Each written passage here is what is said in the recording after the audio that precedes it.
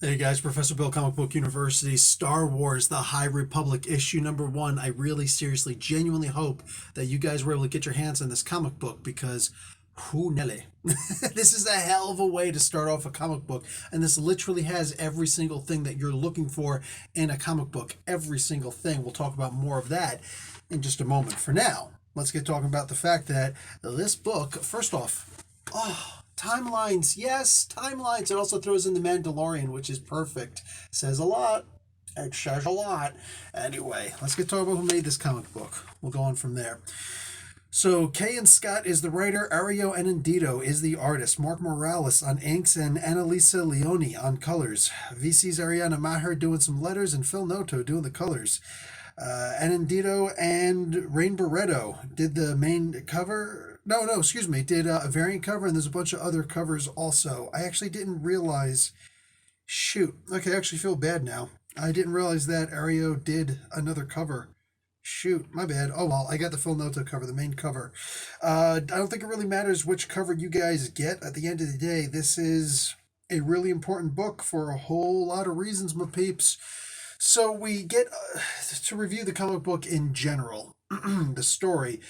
We get a whole new world and a part of the galaxy. This is the High Republic, so it's before, there's the timeline here. It's before the Phantom Menace. So this is when the Republic was still at the height of its power. There was no real talk of Sith or anything like that. It's funny because when you read the EU comic books, the extended universe, well, yes, the comic books and especially the novels, like case in point, the Darth Bane novels and whatnot, they came from such a time of intergalactic peace, at the very least, in the sense that there were no Sith for the most part. The rule of two, and they kept to themselves for a very long time.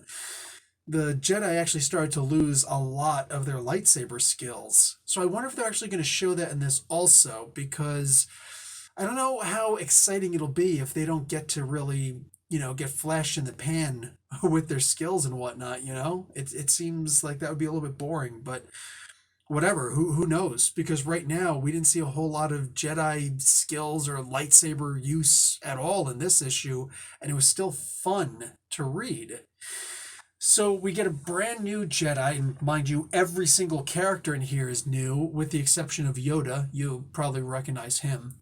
But what do you call it? What's this girl's name? First off, there's Canry, which is the Jar Jar Binks slash Ewoks of this particular thing. Like a super annoying guy that you just want to squish. He's a little bug, basically.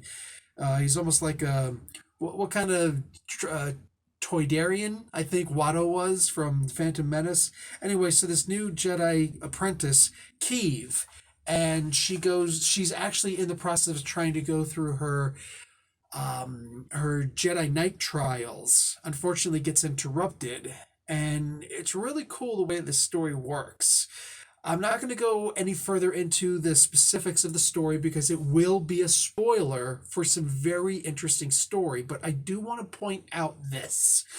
When you have such high faith and belief in someone, mind you, belief is not necessarily scientific fact.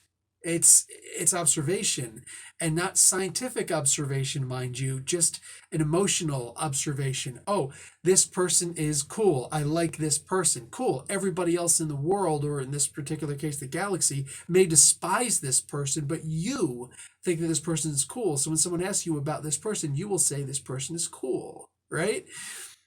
And that's the case of hero worship here, because when you attribute something unexpected to a person in a good way and you find out that simply wasn't the case at all, like what happens in the last panel here, I was I was left with my jaw just a little bit agape, thinking to myself, "Oh man, there's a story here, isn't there?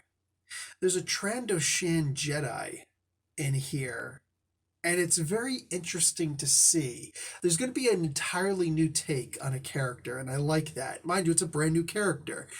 That said, really looking forward to the development of this character. especially since it's not necessarily the main character. We don't know what's about to happen next, but I'm along for this ride. Now, so much of the story actually relies heavily on the art. Fortunately for Marvel, they seem to have taken my advice, and I'm not such a jackass that I think that Marvel listened to a single thing that I said or even heard a single thing I said. I really doubt Zabolski is watching my reviews, but I will say, hot, hot take. By hiring Ario Anindito to do this story, and I imagine that is all of these forthcoming High Republic stories. I cannot think of someone who deserves it more. I'm genuinely pleased that they made this choice. Also, this was a dream job from a man's, so yay him. Honestly, this is like finally getting the chance to, I don't know, like do that thing that you've always wanted to do and getting paid for it too. That's hot. Very few people get that. And by the way, guys, I apologize for the camera review. My tripod broke. I'm gonna have to fix it, but I was in the middle of doing this review, so um honestly, like I can't think of a better person for this to happen to. That being what it is. Starlight Beacon. Now, this is something that we've been hearing about for a while now. Everything, like, it's almost like Starlight Beacon is the main character in these stories. It's not, but it kind of is. It's the focus at the very least. It's that background that you just can't seem to get rid of. It's always there.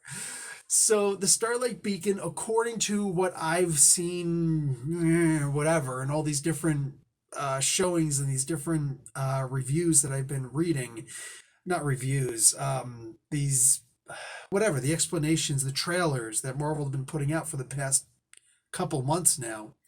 The Starlight Beacon is essentially exactly that, a beacon so that it's easier for astronavigation throughout the galaxy. I believe that one of the reasons why you need an astromech droid, if you can't, figure out a way to do it yourself, you at the very least need a console to astronavigate now, is because they had a Starlight Beacon at this point, and you could just easily find your way, whatever, because you have you're at point A, you need to get to point B, and if you've got a point C that is a steady, that is a constant, you can always find your path with pinpoint accuracy. It just comes quickly. Without this beacon, you're back to astromech droids and calculations through computers to not go right through a star or whatever, right?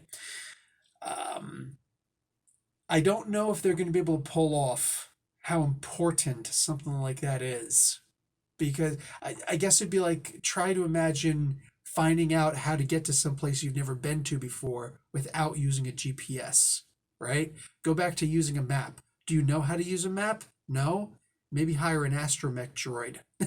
And they can use a map to get you on the street you need to get to where you're going. That's pretty much what this beacon should represent to the galaxy. It is a gift. It is amazing. It is also cool to see that somebody could be in dire jeopardy and you pretty much hear it in their voice, and they're like, what? Oh, well, I guess you should be okay, though. Are you sure that such and such a... Hey, is so-and-so around? Hey, how's the weather? It's like, dude, I'm being attacked. It's going to have to wait. Are you sure? I don't know. It's like, hey, so listen, there's these things that are attacking me. They're actually on their way to attack you next. So, what? That did not slip by me. I saw that. I'm like, F that Jedi. Mind you, when I say F that Jedi, I actually mean it in a certain point of view, because from a certain point of view, Obi-Wan Kenobi there, right? The Jedi during this point, since they'd won against the Sith, because mind you, Knights of the Old Republic, all that good stuff, the Jedi were being overwhelmed by the Sith in many regards until Darth Bane came along and created and enforced the rule of two. But like it was a hard pressed battle against multiple Sith, right? So now that they've won, suckers, we'll see. We'll see that balance of the Force and what that really means. when the Skywalker saga begins. But it's interesting that these Jedi are actually played very much the way that I would expect Jedi to be played during this time. We won. We're the best. Hey, we're here to keep order. You don't have anybody to go to, like the Sith, if you don't like our rules, right? We're the protectors of everybody. But even the way that the Jedi talk to each other and their lessers, right? They're really snobbish. There is so much that I could pull apart from this story, and I love that I can get so deep into it, like just knuckles deep into read the story. One of the reasons why I say this has everything you want, because it's not just a great story, it's not just the amazing art, it's also the idea that all new characters, with the exception of Yoda. Yoda does not seem to have a mustache in this story. Yay, Yoda. Um, I go look up Mustache Gate, not the Henry Cavill one, the Yoda one from Phantom Menace.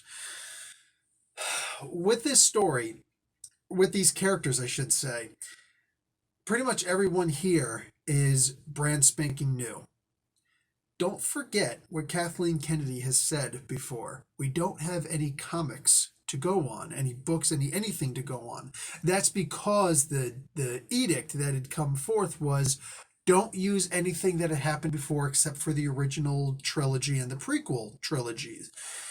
Don't use anything else from the EU. You're not allowed to use those. You're not even allowed to use the original Star Wars comic books or any of those things because no, just new stuff. So that's what she had to go by. She has, like, even Kathleen Kennedy has bosses, right? Because they wanted to try to make all new properties. Well, this is, in and of itself, an all new property that still is going to please the fans because it's still it garners from the same source material that we were looking at, but a new storytelling method, new stories, new characters, new everything in here. So it's good to see a new story that's being created that I'm pretty sure is going to wind up becoming a television series or movie or something at some point or another. So all of these are first appearances of these characters. That's important because when you think about it, the original Star Wars comic, in fact, the first two issues of the original Marvel Comics Star Wars comics, actually dropped before the movie did, before the original Star Wars movie did. 2 months prior, those two issues. Which means that the first appearance of Darth Vader and Luke Skywalker and Ben Kenobi and all these characters actually happened in the comic books, not in the movies, and sure as hell not in the TV shows.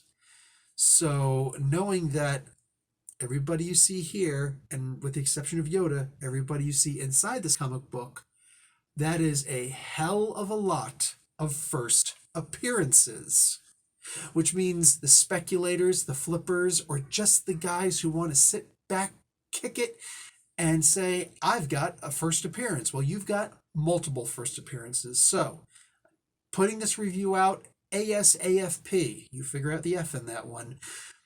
Because, damn it, I want everybody to be able to get their hands on this comic. First edition for me is always spectacular, but second and third and fifth editions, fourth, fifth, all of them, they sell well also. And I genuinely expect that this will go, at the very least, a third print. I do not think it's very far beyond the pale of, or the scope of our imaginations that this will indeed go to a fourth and possibly even fifth print as well. I'm dead serious about that. This is a hot comic book on the market weeks, possibly a month before it came out. People were already making deals, so I hope that you're able to get your hands on one of these copies. If you wind up, I don't usually give recommendations on prices, but as far as, let's say, Canadian prices, I wouldn't pay more than $20 for this comic book if you simply cannot get your hands on this comic book. I would not, because they will go to multiple prints. If you do not have a first print, a fourth, fifth print, whatever, of the original would still sell well. If that's what you're into. Me, I personally don't sell my comic books, so I don't have anything to gain from this. I have one copy and it's mine, and I will be getting this signed as soon as I possibly can because, and again, I'm not selling it. I don't sell any of, I've never sold a single one of my own comic books in my life. I have sold comic books at a retailer, but that's different. Anyway, guys, I can't express enough how this is a very important comic book. Crucial to any collector, even if you're not a Star Wars fan. Everybody is going to want a copy of this. Think about the first Darth Vader run, issue number 3, first appearance of, yeah, kind of an important book, right? That's Dr. Aphra, by the way. All these different characters, all these different comic books. Issue number 68. Look how much the original run, the original 1978 run of Star Wars is going for right now. Issue 1, right? With all those first appearances in there. The first 6 issues, technically. Look how much issue number 68 is going. First appearance of Boba Fett. It's going for a pretty hefty penny, right? The Mandalorian has brought up the value of Star Wars. The final episode of Season 2 has brought up the value of Star Wars. Baby Yoda and the Mando and Pedro Pascal in and of himself has brought up the value of Star Wars. Dave Filoni and Jon Favreau brought up the value of Star Wars. The comic books are back to bringing up the value of Star Wars. And the people who are responsible for this comic book, you damn well deserve to take a bow and just soak in the glory of what you have brought to life in between these 2 pages, because holy crap, this is like I said, every single thing you're looking for a comic book, everything you could possibly hope to see in a comic book, it's right here. Hope you guys got a copy. Talk to y'all later. Professor Bill, Comic Book University. Like the video, watch an ad. Class dismissed.